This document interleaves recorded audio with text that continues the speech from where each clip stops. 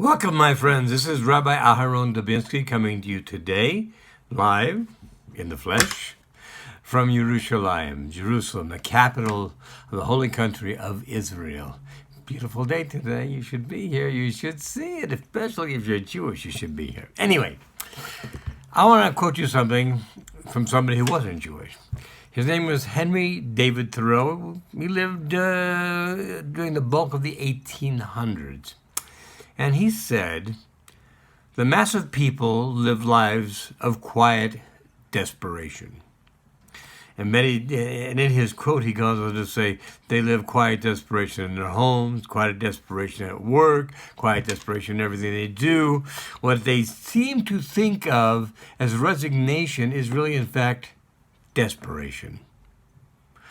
Pick this one apart, folks. This is really an important thought. What he's saying is, most people do not live the life they can live. Instead, they settle for what's coming to them or what they think is only coming to them. And because of that, they're desperate. They can't get to the life they want to live. They can't do anything about it. They're stuck, so to speak, and they can't do anything. We don't have that problem. As a matter of fact, we have a role model. And this week's Torah portion, Pinchas. Pinchas was the son of Eleazar, who was the son of Aharon HaKohen. Now, because he was already alive, he was not in the line of Kohanim. He was just the grandson of the Kohen Gadol.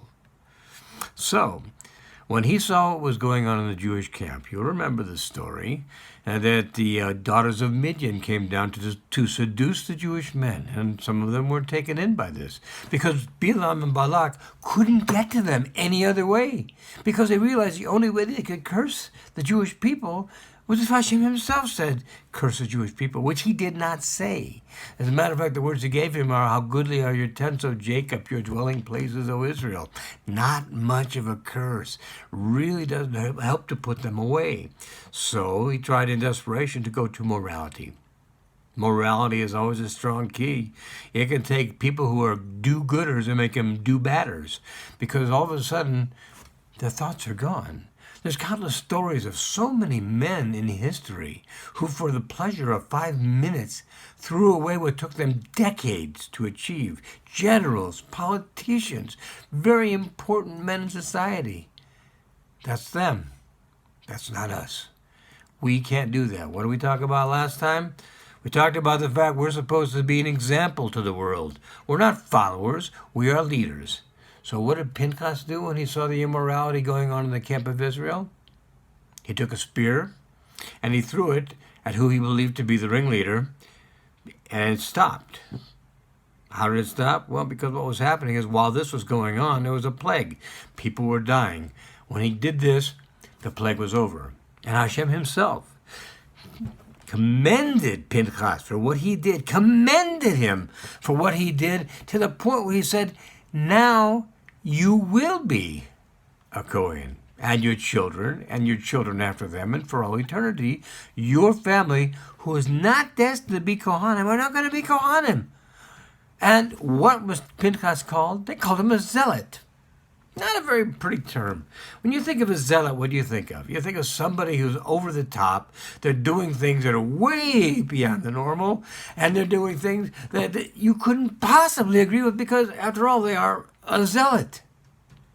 Well, yeah, I will agree with you. This was way over the top. He took a spear and he threw it right through the two of them. Way over the top. But it stopped the plague. Way over the top. But not only did the plague stop, but he and his family became Kohanim. He did what needed to be done at the moment. And sometimes that's what Hashem requires of us, to do what needs to be done. We're not a nation of followers. We are the firstborn to Hashem. We are the children of Israel. We have been around for over 3,000 years. How many people have tried to take us out, either through direct killing, slaughter, through sending us into exile? Many, many ways have been tried, and none has ever been successful. As a matter of fact, it's an amazing thing to those who study these things that we have survived as we have. intact as a people, particularly when you consider sometimes we were sent to the four corners of the earth. But somehow, what we have to offer is so important. Hashem makes sure that we stay together as a cohesive group, that we do what must be done, just like Pinchas did what must have been done at the time to stop the plague. And of course, the honor was he became a Kohen, which he was not destined to do. Amazing, isn't it? So we have to ask ourselves in our day-to-day lives, what are we doing that we could be doing better? What are we doing better that we could be doing great? We need to be always striving for the best, for the highest madrega, for the highest level of whatever we're doing. We need to go for it. Why? Well, in the old days, I used to say to people, this is life. It's not a dress rehearsal. This is the real thing. And you know what? Much as I ever hate to say this about myself, I was wrong. It is a dress rehearsal. It is the dress rehearsal. It is the thing to prepare us for what's to come, the world to come. That's the real thing. This, it's an illusion. It's smoke, and it's mirrors, and it's feathers, and all sorts of sparkles. It's all the things that try to pull us in so that we will not follow the path that we are destined to follow. But that's not who we are. And that's not why we are here. Why are we here? Let's remember, take a look back. We are here to learn how to live a joyous, loving, and a fulfilling life that brings us closer to HaKadosh Baruch Hu, the creator of the universe.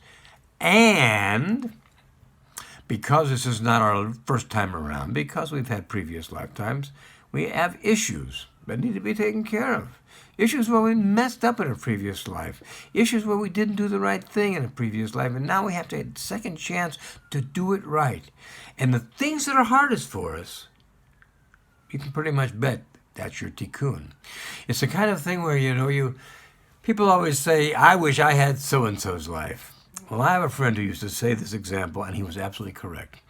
You take a stadium of 10,000 people, give them all plastic bags, and if they could do this, take all of the things they would like to get rid of in their life, put it in this plastic bag, throw all the bags in the infield, and then blow a whistle, and watch everybody run to get their own bag back.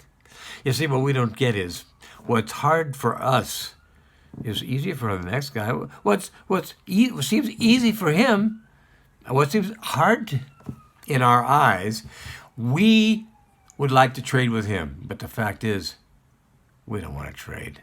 We don't want to trade at all because what seemingly is easy for him is hard for us. And all we are is getting into a deeper and deeper hole. Let's deal with what we've been given. Let's take care of the things that we have to take care of. We have challenges from previous lifetimes, and they must be dealt with before we can move on properly. So we need to work on these.